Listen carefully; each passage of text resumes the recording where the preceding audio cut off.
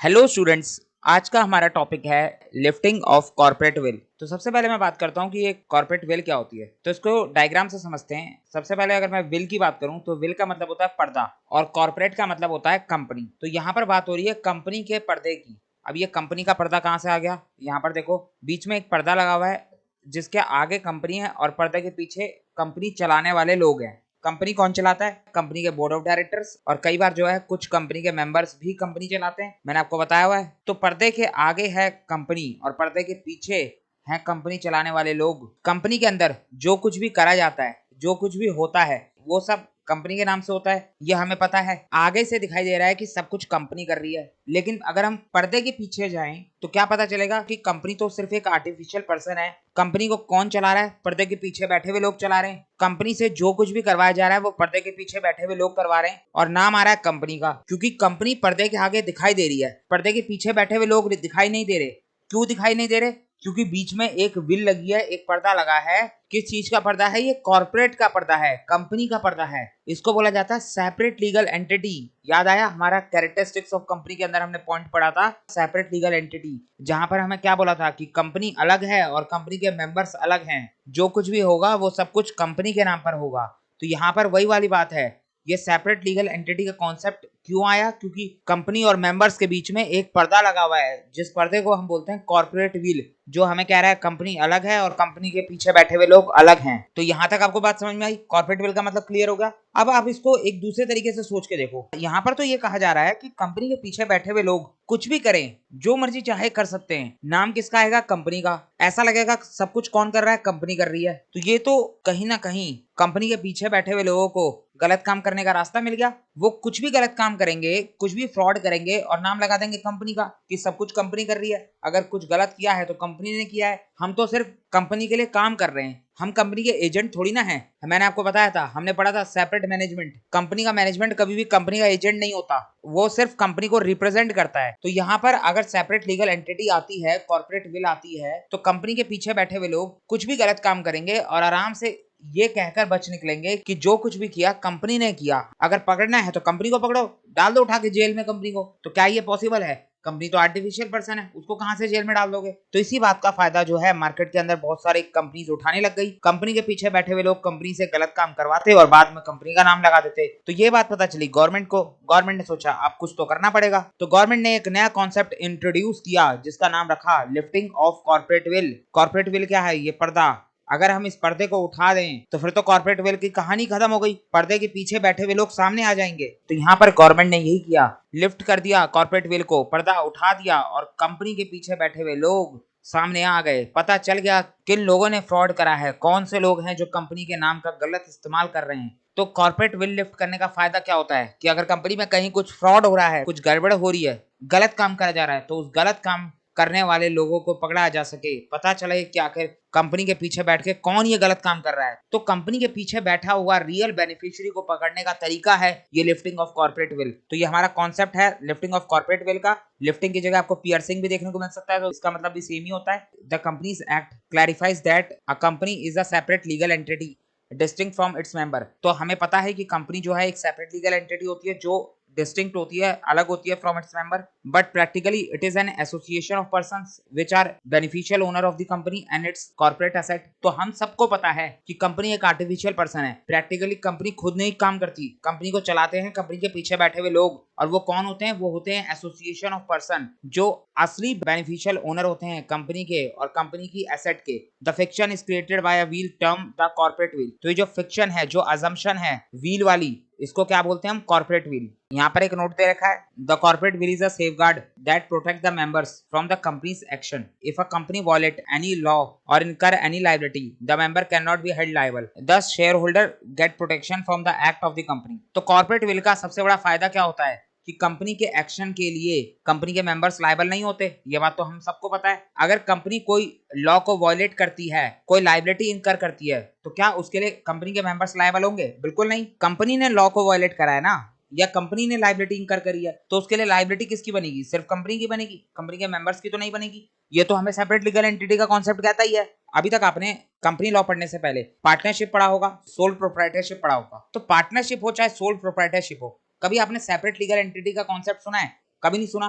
ये तो सिर्फ कंपनी के अंदर आता है, यानी कंपनी के मेंबर्स को सेपरेट लीगल एंटिटी का बेनिफिट मिलता है। अब ये बेनिफिट किस तरीके से होता है, ध्यान से सुनो। मैं आपको एक एग्जांपल देता हूँ, अब इसको तीनों चीजों में फिट करके देखना, फिर चाहे वो सोल प्रोप्राइटरशिप हो, चाहे पार्टनरशिप हो, चाहे कंपनी हो। अगर कंपनी की एसेट 7 लाख की है और कंपनी की लायबिलिटी 10 लाख की है, तो कंपनी को लॉस कितने का हुआ, 3 लाख का। इसी बात को सोल प्रोप्राइटरशिप के बिजनेस में लगा के देखो। अगर सोल प्रोप्राइटरशिप में बिजनेस के एसेट 7 लाख के हों और बिजनेस की लायबिलिटी 10 लाख की हो, तो बिजनेस को लॉस 3 लाख का होगा। तो वहां पर क्या बिजनेस करने वाला पर्सन, बिजनेस का मालिक, ये कह सकता है कि ये जो 10 लाख की लायबिलिटी है और ये जो 7 लाख के एसेट है, ये बिजनेस की है, इसके लिए मैं पर्सनली लायबल नहीं हूं, ऐसा कह सकता है? बिल्कुल नहीं। सोल प्रोप्राइटरशिप में अगर आपने लायबिलिटी पे नहीं करी तो आपके घर का सामान बिक जाएगा। बिजनेस के मालिक को 10 लाख रुपए पूरे पे करने होंगे, 7 लाख वो एसेट बेचकर पे करेगा और 3 लाख रुपए अपने पर्सनल अकाउंट से पे करेगा। तो वहां पर लायबिलिटी पर्सनल हो जाती है। यही सेम कॉन्सेप्ट पार्टनरशिप के अंदर भी होता है। पार्टनरशिप के अंदर भी लायबिलिटी पर्सनल होती है। अगर सेम चीज पार्टनरशिप में लगाएं,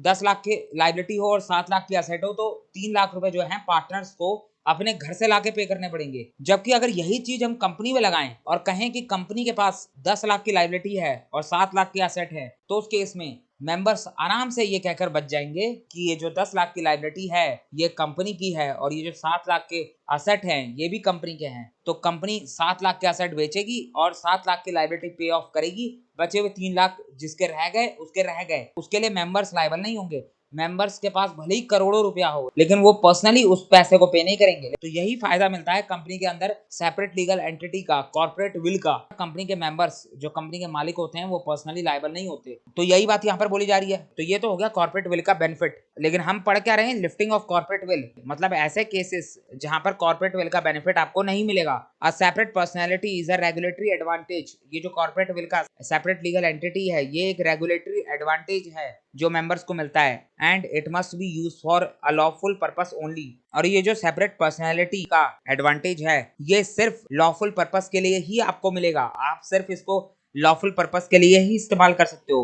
अगर कंपनी के मेंबर्स या डायरेक्टर्स ने कोई अनलॉफुल पर्पस के लिए सेपरेट लीगल एंटिटी के कॉन्सेप्ट का इस्तेमाल किया, तो उस केस में कॉर्पोरेट विल को लिफ्ट कर दिया जाएगा। Whenever and wherever this veil is used as a means to commit fraud. अगर आपने कभी भी और कहीं पर भी व्हील का इस्तेमाल फ्रॉड करने के लिए किया या फिर कुछ रॉन्ग कंडक्ट करने के लिए किया, तो उस केस में individual will not permitted to hide behind the curtain of corporate personality. तो अगर आप कुछ भी फ्रॉड करते हो, कुछ भी गलत काम करते हो, तो उस केस में आपको कॉर्पोरेट विल के कर्टेन के पीछे छुपने की परमिशन नहीं मिलेगी। यहाँ पर देखो क्या लिखा हुआ है। इन दिस केस, इस केस में क्या होगा, there is ignorance of the corporate veil concept. अगर आप कुछ गलत करते हो तो कॉर्पोरेट विल कॉन्सेप्ट को इग्नोर करा जाएगा और लिफ्ट कर दिया जाएगा कॉर्पोरेट विल को। देखा जाएगा, look at the person behind the company who are the real beneficiary of the corporate fiction. आखिर इस गलत काम करने के पीछे कौन है, कौन सा वो पर्सन है जिसको रियल में बेनिफिट हो रहा है, कौन इसका रियल बेनिफिशियरी है। तो कॉर्पोरेट विल को लिफ्ट कब करा जाता है, जब कंपनी के अंदर कंपनी के पीछे बैठे हुए लोग कॉर्पोरेट विल का इस्तेमाल कर कर कुछ गलत काम करते हैं। अब यहाँ पर जो है कंपनीज एक्ट ने हमें 2 सर्कमस्टांसेस बता रखे हैं जहां पर कॉर्पोरेट विल को लिफ्ट करा जाएगा। पहला होता है हमारा स्टैट्यूटरी प्रोविजंस, यानी कंपनीज एक्ट के प्रोविजंस को अगर आप तोड़ते हो, यानी कंपनीज एक्ट के प्रोविजंस को अगर आप फॉलो नहीं करते, तो उस केस में आपकी कॉर्पोरेट विल को लिफ्ट कर दिया जाएगा। दूसरा है जुडिशियल इंटरप्रिटेशन। कोर्ट के द्वारा भी कॉर्पोरेट विल को लिफ्ट करा जा सकता है। कोर्ट ने कुछ जजमेंट सुनाए जहां पर कॉर्पोरेट विल को लिफ्ट करा जाता है। तो दोनों को ही हम वन बाय वन देखेंगे। सबसे पहले हम देखेंगे जुडिशियल इंटरप्रिटेशन को, उसके बाद हम देखेंगे स्टैट्यूटरी प्रोविजंस को।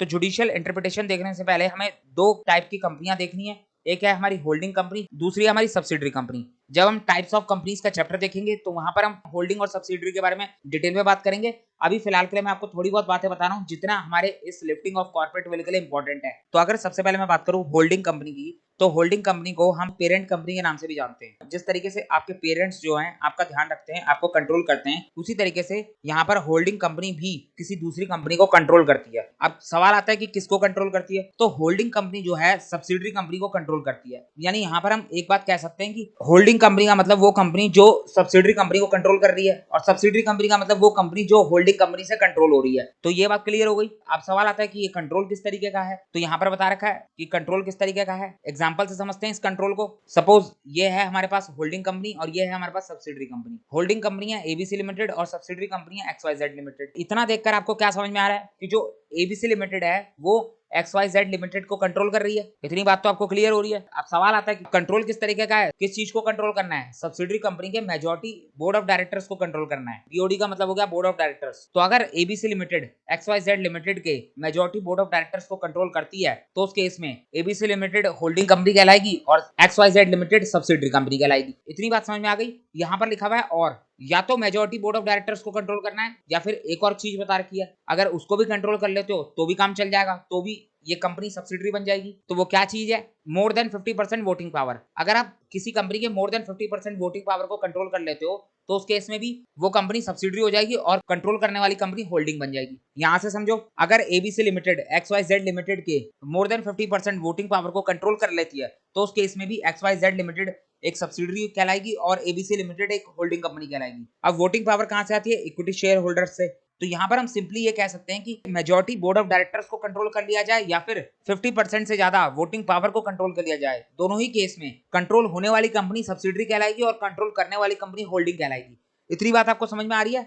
यहां पर सब्सिडरी का मतलब बताया कि अगर किसी कंपनी का इन दोनों में से कोई भी एक चीज कंट्रोल कर लिया जाए तो वो कंपनी सब्सिडरी कहलाएगी और जो कंपनी कंट्रोल करेगी वो कंपनी होल्डिंग कहलाएगी। होल्डिंग कंपनी का हमारा सेक्शन है सेक्शन 2 क्लॉज 46 और सब्सिडरी कंपनी का सेक्शन है सेक्शन 2 क्लॉज 87। तो जब हम टाइप्स ऑफ कंपनीज पढ़ेंगे तो वहां पर हम बहुत डिटेल में बात करेंगे होल्डिंग और सब्सिडरी के बारे में। अभी फिलहाल के लिए इतने से आपका काम चल जाएगा। आगे बढ़ते हैं। हमने देखा था यहाँ पर दो केसेस है जहां पर कॉर्पोरेट विल को लिफ्ट करा जाएगा, एक स्टैट्यूटरी प्रोविजन, दूसरा जुडिशियल इंटरप्रिटेशन। सबसे पहले जुडिशियल इंटरप्रिटेशन को देखते हैं। तो पहला पॉइंट है हमारा determining the true character of the company. इसको हम समझेंगे केस लॉ से। हमारे पास ये केस लॉ है Daimler company limited versus continental tyre and rubber company, 1916 का ये केस है। इस केस के फैक्ट क्या थे यहाँ पर देखते हैं। एक कंपनी थी हमारी डाइमलर कंपनी लिमिटेड। ये एक जर्मन कंपनी थी। कहां पर थी? जर्मनी में। काम क्या करती थी? ये टायर्स मैन्युफैक्चर करती थी। इसने अपनी एक कंपनी इनकॉर्पोरेट करी ब्रिटेन के अंदर जिसका नाम था एबीसी लिमिटेड। अब यहां से Daimler company limited tyres manufacture करती थी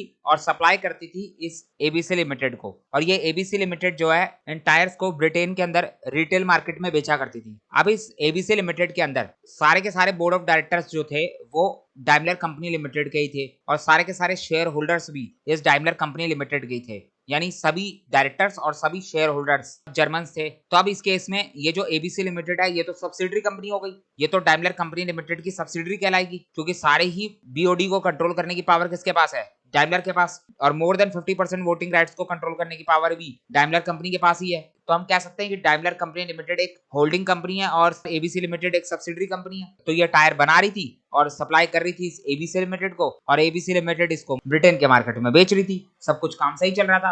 अब अचानक जो है 1914 में फर्स्ट वर्ल्ड वॉर डिक्लेयर हो जाती है। अब वर्ल्ड वॉर हुई किसके बीच थी? ब्रिटेन और जर्मन के बीच। अब अगर यहाँ पर बात करें तो डाइमलर कंपनी लिमिटेड जर्मनी में है और उसकी सब्सिडरी एबीसी लिमिटेड ब्रिटेन में है। तो अब ये तो बड़ी दिक्कत हो गई। आप सभी ने इंडियन कॉन्ट्रैक्ट एक्ट तो पढ़ा ही होगा। वहां पर हमारा एक कॉन्सेप्ट आता है इनकम्पिटेंट टू कॉन्ट्रैक्ट। हमें कुछ ऐसे लोग बताए गए हैं जो कॉन्ट्रैक्ट के लिए इनकैपेबल है, इनकम्पिटेंट है। पहला हो गया माइनर, दूसरा हो गया अनसाउंड माइंड और तीसरा हो गया पर्सन्स डिस्क्वालिफाइड बाय लॉ। और इस पर्सन्स डिस्क्वालिफाइड बाय लॉ के अंदर हमें कुछ पर्सन्स बता रखे थे। एक हो गया हमारा एलियन एनिमी, दूसरा हो गया कन्विक्ट, तीसरा हो गया इंसॉल्वेंट और चौथा हो गया फॉरेन डिप्लोमेट्स। तो ये चारों के चारों जो है कॉन्ट्रैक्ट नहीं कर सकते, ये सब कहलाते हैं हमारे इनकम्पिटेंट टू कॉन्ट्रैक्ट। तो यहाँ पर हम इसमें से एक उठाएंगे एलियन एनिमी। एलियन एनिमी क्या होता है? जब भी दो कंट्रीज के बीच आपस में वॉर डिक्लेयर हो जाती है तो दोनों ही कंट्रीज एक दूसरे के लिए एलियन एनिमी बन जाती हैं। हमारे इस केस लॉ के अंदर फर्स्ट वर्ल्ड वॉर डिक्लेयर होते ही जर्मनी और इंग्लैंड आपस में एक दूसरे के लिए एलियन एनिमी बन गए। अब ये दोनों कंट्रीज जब तक वॉर चल रही है तब तक आपस में ना ही कोई ट्रेडिंग कर सकते हैं और ना ही किसी भी तरीके का कोई कॉन्ट्रैक्ट कर सकते हैं। इतनी बात आपको समझ में आई? अब आगे क्या हुआ? डाइमलर कंपनी लिमिटेड को जरूरत पड़ गई पैसों की। उसने अपनी सब्सिडरी एबीसी लिमिटेड को बोला कि तुमने ब्रिटेन के अंदर जितने भी लोगों से पैसा लेना है वो सब पैसा तुम फटाफट रिकवर करो और जर्मनी में मेरे पास ट्रांसफर करो। तो एबीसी लिमिटेड जो कि सब्सिडरी थी उसने जो है वैसा ही करना शुरू कर दिया जैसा उसकी होल्डिंग कंपनी ने उसे कहा। उसने ब्रिटेन के अंदर अपने सारे रिटेलर्स से पैसा मांगना शुरू कर दिया। अब इस एबीसी लिमिटेड का वन ऑफ द रिटेलर था जिसको वो टायर सप्लाई करती थी, continental tyre and rubber company. ABC limited ने इस कॉन्टिनेंटल टायर से पैसा लेना था। तो जब एबीसी लिमिटेड ने इससे पैसा मांगा तो इस कॉन्टिनेंटल टायर्स ने पैसा देने से मना कर दिया और बोल दिया कि मेरे पास इस टाइम पर पैसा नहीं है। तो यहाँ पर डाइमलर कंपनी को ये बात पता चली कि कॉन्टिनेंटल टायर्स जो है पैसा देने से मना कर रही है। तो डाइमलर कंपनी ने जो है कॉन्टिनेंटल टायर के ऊपर केस कर दिया। तो ये हमारा केस लॉ बन गया Daimler company limited versus Continental tyres and rubber company. तो डाइमलर कंपनी ने केस कर दिया कॉन्टिनेंटल टायर्स के ऊपर। अब केस चला गया ब्रिटेन के कोर्ट में, क्योंकि एबीसी लिमिटेड जो सप्लायर है वो भी ब्रिटेन में थी और जो बायर है वो भी ब्रिटेन का था, और क्योंकि वॉर का टाइम चल रहा था, और ये जो हमारा फर्स्ट पॉइंट है ये सिर्फ वॉर की कंडीशन में लगेगा, ड्यूरिंग वॉर। तो क्योंकि वॉर का टाइम चल रहा था इसीलिए वॉर के सिचुएशन में कॉर्पोरेट विल को लिफ्ट करना बहुत जरूरी होता है और चेक करना पड़ता है कि जो कंपनी है उसके पीछे असलियत में कौन है, क्या कंट्री के एनिमी हैं या कंट्री के फ्रेंड्स हैं। तो जब यहाँ पर एबीसी लिमिटेड की कॉर्पोरेट विल को लिफ्ट करा तो पता चला इसके पीछे बैठे हुए लोग जर्मन हैं और ब्रिटेन और जर्मनी के बीच वॉर चल रही है। अगर कॉन्टिनेंटल टायर्स जो है एबीसी लिमिटेड को पैसा देता है तो एबीसी लिमिटेड इस पैसे को ट्रांसफर कर देगा डाइमलर कंपनी के पास, जो कि एक जर्मन कंपनी है। ये तो वैसी वाली बात हो जाएगी, ब्रिटेन अपने ही दुश्मन को अपने ही खिलाफ लड़ने के लिए पैसा दे रहा है, तो ये तो पॉसिबल नहीं है। तो यहाँ पर कोर्ट ने जो है डाइमलर कंपनी लिमिटेड के केस को डिसमिस करा और बोला कि यहाँ पर अभी वॉर चल रही है, तो वॉर की सिचुएशन में एलियन एनिमी आपस में किसी भी तरीके की कोई भी ट्रांजैक्शन नहीं कर सकते, कोई कॉन्ट्रैक्ट नहीं कर सकते। जब तक वॉर चल रही है तब तक जो है जर्मन और ब्रिटेन आपस में एक दूसरे के लिए एलियन एनिमी कहलाएंगे। तो ये था हमारे केस के फैक्ट। आपको समझ में आया? यही बात यहाँ पर लिखी हुई है, company being an artificial person can not B enemy और फ्रेंड्स। तो कंपनी तो एक आर्टिफिशियल पर्सन होती है, उसके ना ही दोस्त हो सकते हैं ना ही दुश्मन हो सकते हैं। However, during war, it may become necessary to lift the corporate will. War के समय पर corporate will को lift करना बहुत जरूरी होता है and see the person behind as to whether they are enemies or friends. तो ये पॉइंट जो है सिर्फ during the war लगेगा, अगर वॉर चल रही है तभी ये पॉइंट एप्लीकेबल होगा और इस केस में कॉर्पोरेट विल को लिफ्ट करा जाएगा। जितनी भी बातें मैंने आपको बोली, केस के फैक्ट बताए, वो सारे के सारे मैंने यहाँ पर लिखे हुए हैं, आप इसको पढ़ सकते हैं, नहीं तो मैं एक बार आपके लिए पढ़ देता हूँ। A company was incorporated in London for the purpose of selling tires manufactured in Germany by a German company. एक कंपनी इनकॉर्पोरेट करी गई लंदन के अंदर यानी ब्रिटेन में। किसने इनकॉर्पोरेट करी? इस डाइमलर कंपनी लिमिटेड ने इनकॉर्पोरेट करी एबीसी लिमिटेड। अब ये एबीसी लिमिटेड क्यों बनाई गई, क्या पर्पस था? सेलिंग टायर्स, टायर्स बेचने थे, जिन टायर्स को मैन्युफैक्चर करा जाएगा जर्मनी में बाय द जर्मन कंपनी, एक जर्मन कंपनी के द्वारा। कौन सी जर्मन कंपनी है? डाइमलर कंपनी लिमिटेड, ये जर्मन कंपनी है, ये टायर्स बनाएगी और एबीसी लिमिटेड को देगी। एबीसी लिमिटेड इसको फर्दर ब्रिटेन में सेल करती है। It's majority share holders and all the directors were German. ABC limited के मेजॉरिटी शेयर होल्डर्स और डायरेक्टर्स जर्मन के थे, तो इसीलिए हम कह सकते हैं कि एबीसी लिमिटेड जो है वो सब्सिडरी है डाइमलर कंपनी लिमिटेड की। अचानक ही जो है वॉर डिक्लेयर हो जाती है on the declaration of war between England and German in 1914। It was held that since both decision-making bodies, the board of directors and the general body of shareholders, were controlled by the Germans, तो यहाँ पर ABC limited की दोनों ही decision making bodies जो कि board of directors और share holders है, वो दोनों की दोनों कंट्रोल कहाँ से हो रही है? जर्मन के द्वारा। तो हम कह सकते हैं एबीसी लिमिटेड एक जर्मन कंपनी है जो कि एनिमी थी वॉर के टाइम पे ब्रिटेन की। Accordingly, the suit filed by the company to recover a trade debt was dismissed on the ground that such payment would amount to trading with enemy and thus against the public policy. जो suit करा गया था Daimler company limited के द्वारा, उसको dismiss करा गया किस ग्राउंड पर? कि जो पेमेंट करी जाएगी वो किसको करी जाएगी? एलियन एनिमी को, और ये अगेंस्ट द पब्लिक पॉलिसी होगा। तो क्लियर हो गया आपको? ये हमारा पहला केस था जुडिशियल इंटरप्रिटेशन का। अब देखते हैं हमारे दूसरे केस लॉ को, जो कि हमारा अवॉइडेंस ऑफ वेलफेयर लेजिस्लेशन। इसके लिए भी हम एक केस लॉ देखेंगे, workman of associated rubber industry limited versus associated rubber industry limited. 1986 का ये केस है।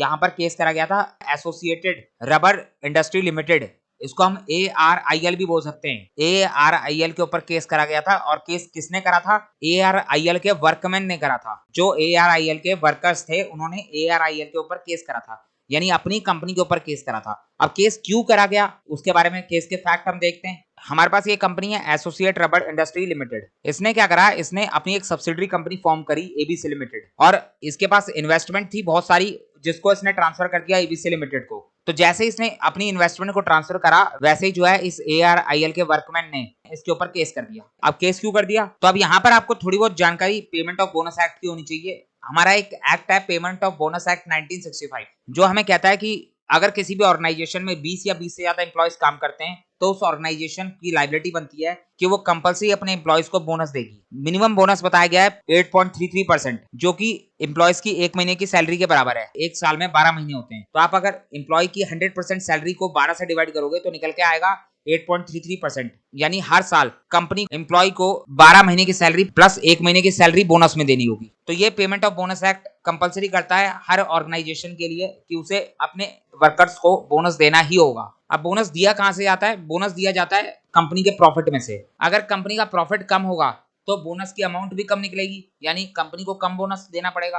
और अगर कंपनी का प्रॉफिट ज्यादा होगा, कंपनी को ज्यादा बोनस देना पड़ेगा। तो अगर मैं बोनस के पॉइंट ऑफ व्यू से बात करूं तो हर कंपनी यही चाहेगी कि मेरा प्रॉफिट कम निकले ताकि मुझे एम्प्लॉयज को कम बोनस देना पड़े। तो यहाँ पर सेम काम किया ARIL ने। बोनस निकलता है प्रॉफिट से और प्रॉफिट के अंदर इन्वेस्टमेंट की इनकम ऐड होती है। तो ARIL ने क्या करा, प्रॉफिट कम करने के लिए उसने अपनी इन्वेस्टमेंट को ही ट्रांसफर कर दिया अपनी सब्सिडरी ABC लिमिटेड के पास। ना रहेगी इन्वेस्टमेंट और ना रहेगी इन्वेस्टमेंट की इनकम। अब समझ में आया आपको इन्वेस्टमेंट ट्रांसफर क्यों करी गई थी? अगर इन्वेस्टमेंट ट्रांसफर हो जाती है तो इन्वेस्टमेंट की इनकम को PNL में नहीं दिखाना पड़ेगा, और अगर PNL में इन्वेस्टमेंट की इनकम हट गई तो प्रॉफिट भी कम निकलेगा। जैसे ही ARIL ने इन्वेस्टमेंट को ट्रांसफर करा ABC लिमिटेड को, वैसे ही अब इन्वेस्टमेंट की इनकम किसकी मानी जाएगी? ABC लिमिटेड की। और हमारा सेपरेट लीगल एंटिटी का कॉन्सेप्ट तो काम करता ही है, जिसमें कहा जाता है कि हर कंपनी की अपनी सेपरेट लीगल एग्जिस्टेंस है। तो यहाँ पर ABC लिमिटेड अलग कंपनी है और ARIL अलग कंपनी है। तो ARIL ने बोनस बचाने के लिए अपनी इन्वेस्टमेंट को ट्रांसफर कर दिया ABC लिमिटेड के पास। ये जो ABC लिमिटेड सब्सिडरी कंपनी बनाई गई, ये सिर्फ बोनस बचाने के पर्पज से बनाई गई थी, इसके पास कोई और बिजनेस करने को नहीं था।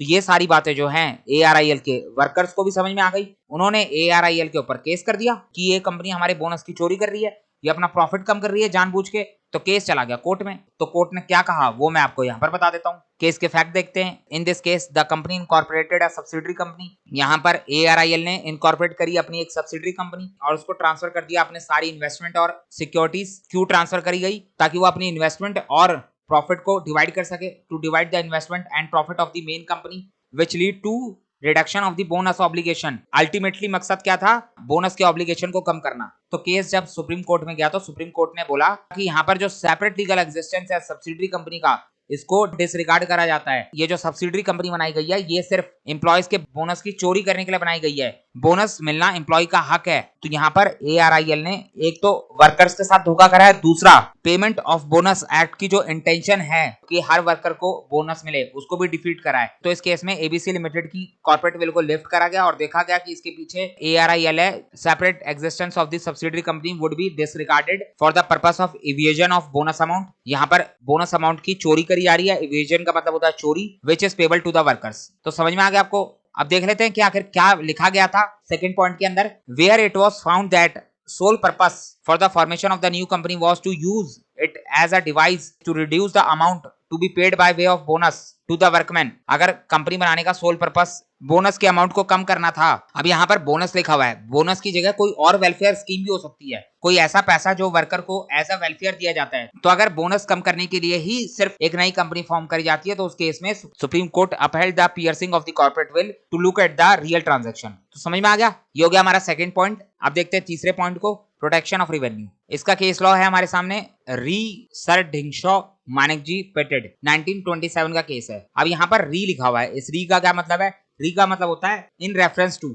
अब देखो इस केस के अंदर जो है सिर्फ एक ही पर्सन का नाम है, किसके अगेंस्ट केस हुआ उसके बारे में तो लिखा ही नहीं है। अब ये क्यों करा गया? तो कई बार जो है कुछ लैंडमार्क जजमेंट्स होते हैं, या मैं कहूँ कुछ रिनाउंड केसेस होते हैं, या फिर कई बार जो है किसी गवर्नमेंट अथॉरिटी के अगेंस्ट केस होता है, या किसी गवर्नमेंट अथॉरिटी ने किसी पर्सन के अगेंस्ट केस करा होता है। उस केस में अगर वो पर्सन बहुत ही रिनाउंड है, बहुत ही लैंडमार्क जजमेंट है, तो वहां पर सिर्फ अगर एक ही पर्सन का नाम लिख दिया जाए तो उतना ही काफी होता है। यहाँ पर ये नाम लिखा गया है ढिंगशॉ मानेकजी पेटेड, इसके आगे लिखा हुआ सर। आपको पता है कि इंग्लैंड में जो है अक्सर बड़े बड़े लोगों को अलग अलग टाइटल मिलते रहते हैं, तो उसी तरीके से यहाँ पर ढिंगशॉ को भी सर का टाइटल दे रखा है। इसका मतलब ये कोई छोटा मोटा इंसान तो है नहीं, बहुत अमीर इंसान था ये, तो यहाँ पर इसको सर का टाइटल मिला हुआ है। आगे री लिखा हुआ है इन रेफरेंस टू। अब ये री क्या हर बार लिखा जा सकता है? तो बिल्कुल, आप चाहो तो री को हर बार लिख सकते हो, जहां पर दोनों ही पार्टीज का नाम लिखते हो वहां पर भी लिख सकते हो, और चाहो तो सिर्फ एक पार्टी के नाम के आगे भी लिख सकते हो, तो उसमें कोई दिक्कत नहीं है। अब केस के फैक्ट क्या थे वो देख लेते हैं, सबसे इंपॉर्टेंट तो वही है। तो ये एक पर्सन था सर ढिंगशॉ,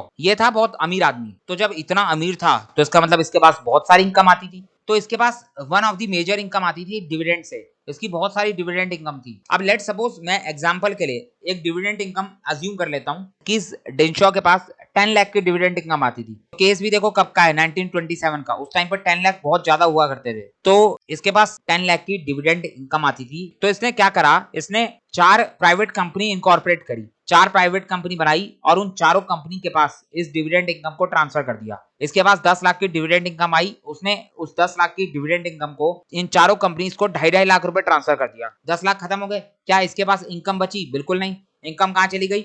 इन 4 प्राइवेट कंपनीज के पास चली गई। अब केस कब का है? ये 1927 का। उस टाइम पर जो है इंग्लैंड के अंदर डिविडेंड इनकम के ऊपर टैक्स लगता था, तो यहाँ पर डिंशॉ ने उसी टैक्स को बचाने के लिए ये काम करा। इसने जो है अपनी 10 लाख की इनकम को डिवाइड कर दिया, 4 कंपनी खोल के सभी के पास 2.5 लाख रुपए इनकम ट्रांसफर कर दी। तो अब इससे टैक्स कैसे बच गया? उस टाइम पर जो है डिविडेंड के ऊपर एक एग्जाम्पशन लिमिट भी हुआ करती थी। लेट सपोज एग्जाम्पशन लिमिट मान लेते हैं 3 लाख रुपए, और इसके पास कितने आए थे? 10 लाख रुपए। इसने अपने 10 लाख रुपए को 4 प्राइवेट कंपनी के पास ट्रांसफर कर दिया। हर एक कंपनी के पास इनकम कितने की आई? 2.5 लाख रुपए की, और एग्जाम्पशन लिमिट कितनी है? 3 लाख रुपए की। तो बच गया टैक्स, किसी भी कंपनी के ऊपर टैक्स लगा ही नहीं। और बाद में इसने इन चारों कंपनी से उस 10 लाख रुपए को एज अ लोन के तौर पे वापस ले लिया। यहाँ पर डिंशॉ ने इन चारों कंपनीज के अंदर लोन दिखा दिया कि इन कंपनीज ने डिंशॉ को लोन दिया है 10 लाख रुपए का। तो ये पैसा घूम के डिंशॉ के पास आ गया और डिविडेंड इनकम के ऊपर टैक्स भी नहीं लगा, बचा लिया टैक्स। तो अब यहाँ पर इनकम टैक्स डिपार्टमेंट ने बोला कि ये क्या हुआ, हमारे पास टैक्स आने वाला था वो तो आया नहीं, हम तो देखते रह गए। तो यहाँ पर इनकम टैक्स डिपार्टमेंट ने डिंशॉ के ऊपर केस कर दिया, इसने गड़बड़ करी है, टैक्स इवेजन करा है। तो केस कोर्ट में चला गया। तो कोर्ट ने क्या जजमेंट सुनाया उसको देख लेते हैं। केस के फैक्ट देखते हैं पहले। Sir Dinshaw was an affluent and wealthy person, he did large investment from which he was getting huge dividend and interest income. For tax evasion, tax की चोरी करने के लिए प्राइवेट कंपनी बनाने का सोल पर्पस क्या था? टैक्स की चोरी करना। For tax evasion he formed 4 private companies and distributed his investment as an agent for it. The income received was credited in the account of the company and the company handed back the amount to him as a pretended loan। यहाँ पर जो है इन चारों private companies ने वापस वो पैसा डिंशॉ को दे दिया और लोन दिखा दिया। He divided his income to reduce tax liability। तो ये उसने क्यों किया? क्योंकि वो टैक्स बचाना चाहता था। तो जब कोर्ट में केस गया तो कोर्ट ने देखा कि ये जो चारों प्राइवेट कंपनीज हैं इनका काम क्या है, ये कर क्या रही हैं। तो कोर्ट को पता चला कि ये तो कुछ भी नहीं कर रही, ये तो सिर्फ टैक्स को बचा रही हैं। ये चारों कंपनी डिंशॉ की हैं। The company was formed by SSC. जिस पर्सन की टैक्स पे करने की लायबिलिटी होती है उस पर्सन को एसएससी कहा जाता है। तो यहाँ पर टैक्स पे करने की लायबिलिटी किसकी है?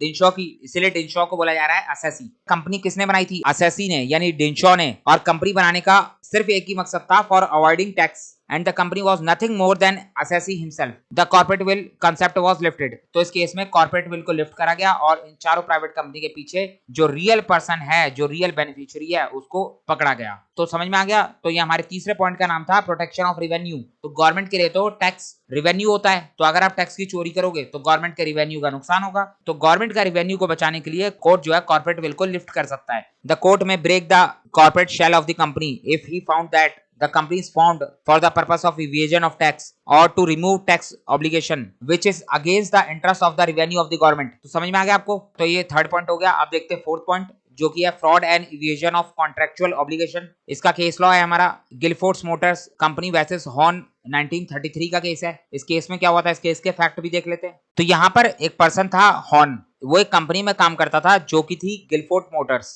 हॉर्न जो था इस कंपनी का एमडी था और इस कंपनी और हॉर्न के बीच में एक एग्रीमेंट हो रखा था। अब किस तरीके का एग्रीमेंट था वो यहाँ पर देखते हैं। केस के फैक्ट देखते हैं पहले। Horne was appointed as a managing director of the Gilford Motors. He signed a contractual agreement. उसने कंपनी के साथ एक कॉन्ट्रेक्चुअल एग्रीमेंट साइन कर रखा था that he will not solicit the customer of the company so long as he was working in that company or afterwards। तो contract क्या था? यहाँ पर हॉर्न ने एग्रीमेंट साइन करा था जिसमें हॉर्न ने बोला था कि मैं कभी भी कंपनी के कस्टमर की चोरी नहीं करूंगा।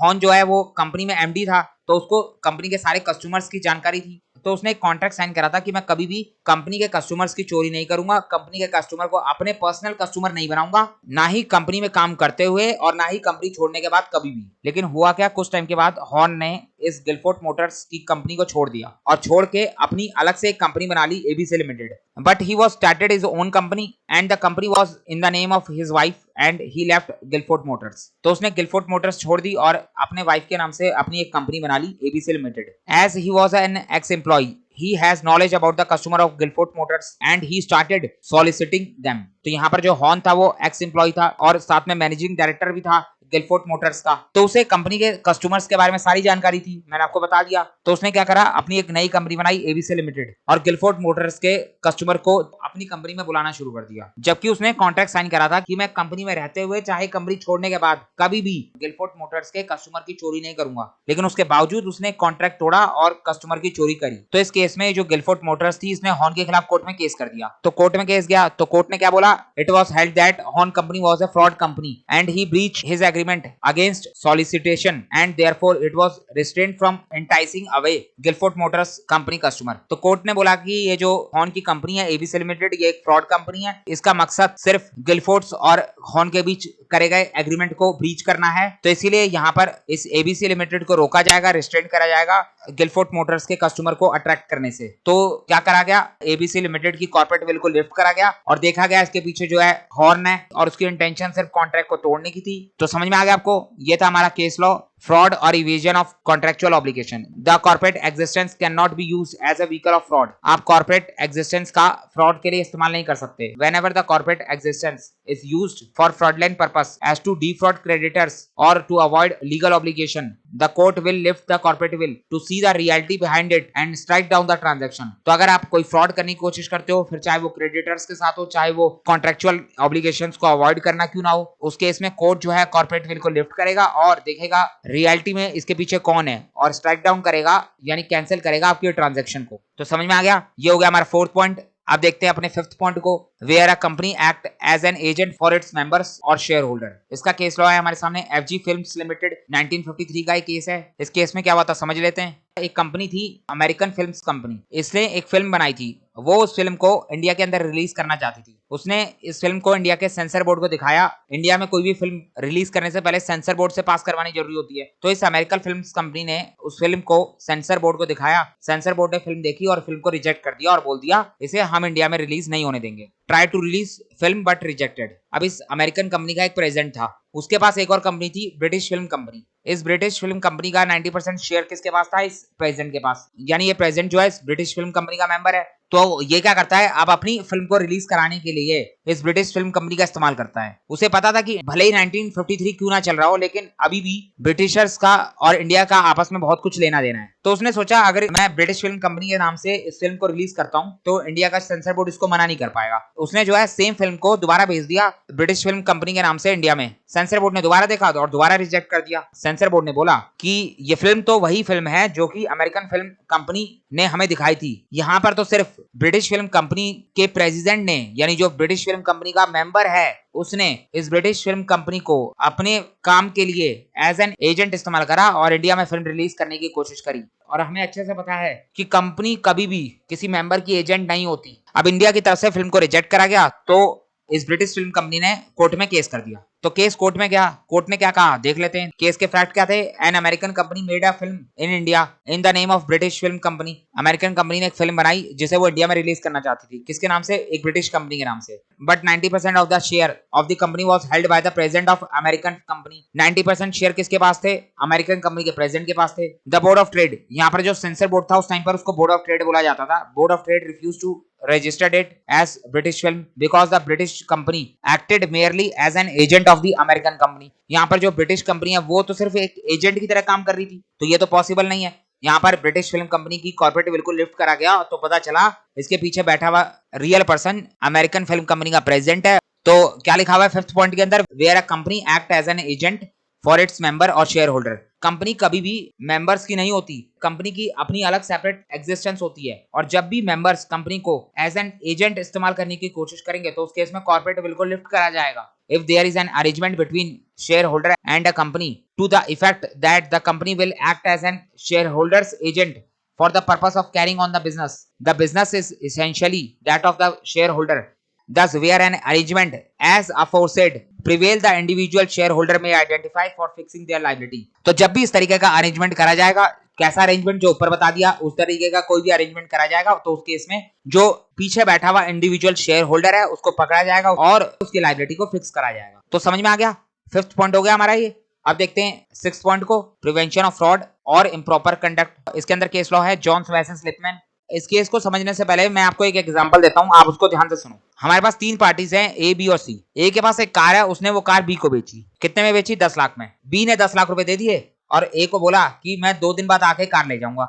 ए ने बोला ठीक है। अब कार तो बेच दी, लेकिन अगले दिन क्या हुआ, अचानक ही ए का एक दोस्त था सी, वो ए के पास आया। उसने ए की कार को देखा, कार अभी तक बी लेके तो नहीं गया, तो ए के पास कार तो पड़ी हुई है। तो सी ने जो है ए की कार को देखा और बोला कि यार ये कार मुझे बहुत पसंद है, मैं इस कार को तेरे से खरीदना चाहता हूँ, मैं इस कार के 15 लाख रुपए दूंगा। अब ए के मन में आ गया लालच। ए ने सी को बताया नहीं कि ये कार पहले बिक चुकी है। उसने जो है सी को बोला ठीक है, तू एक काम कर, मुझे 15 लाख रुपए दे दे और ये कार ले जा। सी कार लेके चला गया, ए को 15 लाख रुपए दे दिए। तो ए ने सोचा कि अभी मैं कार सी को बेच देता हूँ, 15 लाख रुपए ले लेता हूँ, बाद में जब बी कार लेने आएगा तो बी को 10 लाख रुपए वापस दे दूंगा और कोई बहाना दे दूंगा उसको। लेकिन जब बी आया ए के पास, बी ने बोला मुझे 10 लाख रुपए नहीं चाहिए, मुझे तो वही कार चाहिए। हमारे बीच जब आपस में कॉन्ट्रैक्ट हो चुका था, मैंने कार का पैसा दे दिया था, तो तुम मुझे अब कार देने से मना नहीं कर सकते। बी ने ए के खिलाफ कोर्ट में केस कर दिया। कोर्ट ने सारे मैटर को सुना और उसके बाद जजमेंट सुनाया। तो जजमेंट क्या आया वो बताने से पहले आप मुझे ये बताओ कि कार किसकी होनी चाहिए, बी की या सी की? तो आप कहोगे कार तो बी की होगी, क्योंकि कार जो है पहले ही बी खरीद चुका था।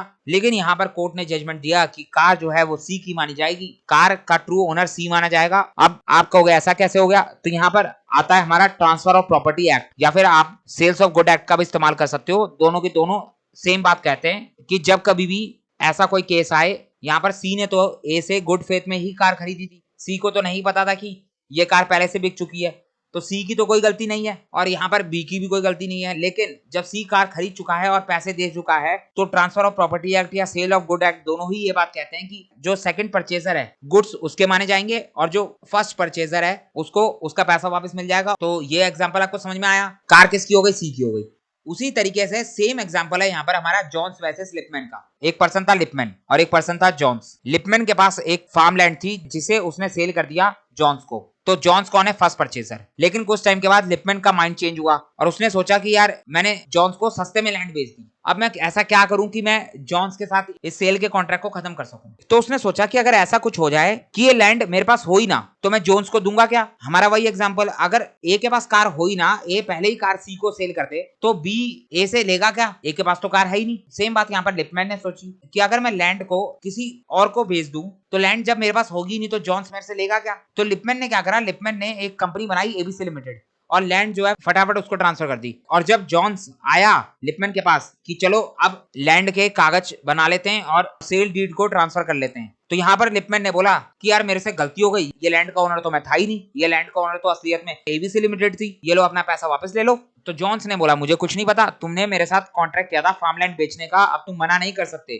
जॉन्स ने जो है लिपमैन के ऊपर केस कर दिया। तो केस गया कोर्ट में, कोर्ट ने केस को सुना और सुनने के बाद बोला कि इस लैंड का फर्स्ट परचेजर कौन है, तो पता चला वो तो जॉन्स है, और सेकंड परचेजर कौन है, तो वो तो एबीसी लिमिटेड है। तो अगर ट्रांसफर ऑफ प्रॉपर्टी एक्ट या सेल्स ऑफ गुड एक्ट लगाएं तो उसके हिसाब से तो सेकंड परचेजर के पास लैंड ट्रांसफर होगी, जो कि हमारी एबीसी लिमिटेड। तो यहाँ पर तो आराम से लिपमैन बच के निकल सकता है, वो जॉन्स को उसका पैसा वापस करेगा, बात खत्म। लेकिन यहाँ पर कोर्ट को इस केस के अंदर कुछ गड़बड़ लगी। कोर्ट ने पता लगाया कि ये जो एबीसी लिमिटेड है इसके पीछे असली में कौन बैठा है। कोर्ट ने जब इस केस के बारे में डिटेल में इंक्वायरी करी तो पता चला कि इस एबीसी लिमिटेड के पीछे तो लिपमैन बैठा है। असलियत में ये जो लिपमैन है इसने जानबूझकर अपने और जॉन्स के बीच के ट्रांजैक्शन को कैंसिल करने के लिए ये कंपनी फॉर्म करी एबीसी लिमिटेड। तो यहाँ पर एबीसी लिमिटेड की कॉर्पोरेट विल को लिफ्ट करके इसके पीछे बैठे हुए पर्सन को आइडेंटिफाई करा गया। तो अगर बात करें केस की फैक्ट की, तो आप केस के फैक्ट पढ़ सकते हो, ये केस के फैक्ट दिए गए हैं, आप इसको पढ़ लेना। तो यहाँ पर कोर्ट ने मिस्टर लिपमैन और उसकी कंपनी दोनों को ही ऑर्डर दिया कि सेल कॉन्ट्रैक्ट को परफॉर्म करा जाए और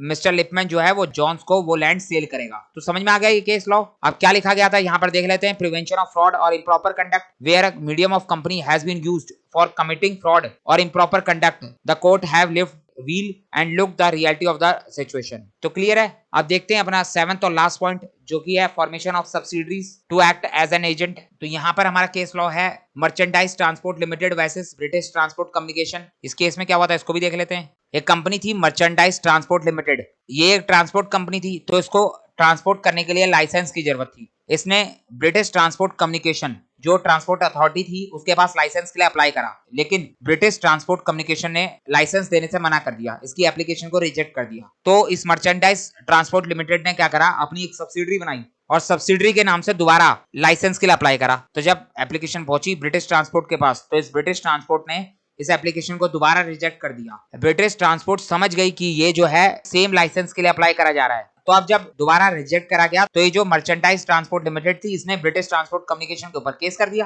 केस चला गया कोर्ट में, तो कोर्ट ने क्या जजमेंट सुनाया देख लेते हैं। A transport company made an application for licence and on rejection of the same they made application in the name of its subsidiary. Transport company ने एप्लीकेशन दी जिसको रिजेक्ट कर दिया गया, तो उसने सेम एप्लीकेशन अपनी सब्सिडरी कंपनी के नाम से दे दी। तो यहाँ पर कोर्ट ने क्या बोला, the court found that the subsidiary company conducted no business nor had any income. तो यहाँ पर ये जो सब्सिडरी कंपनी है इसकी अपने आप में कोई इनकम नहीं है, ना ही कोई बिजनेस है, ये तो सिर्फ बनाई ही गई थी लाइसेंस लेने के लिए। तो यहाँ पर ये कंपनी क्रिएट करी गई थी merely for obtaining the licence, therefore both the company was acting toward a common cause. तो इस केस में ये दोनों कंपनी को एक सिंगल इकोनॉमिक यूनिट माना जाएगा। तो यहाँ पर हो क्या रहा था, यहाँ पर एक सब्सिडरी कंपनी बनाई जा रही थी और उस सब्सिडरी कंपनी से एजेंट के तौर पे काम करवाया जा रहा था। If the subsidiary company is formed just to work as an agent, यहाँ पर सब्सिडरी कंपनी सिर्फ होल्डिंग कंपनी की एजेंट के तौर पे काम कर रही है, तो उस केस में then the holding company of that subsidiary company is directly liable for the any act of that subsidiary company. तो इस केस में जो होल्डिंग कंपनी होगी वो सब्सिडरी कंपनी के किसी भी एक्ट के लिए डायरेक्टली लायबल होगी। तो समझ में आ गया।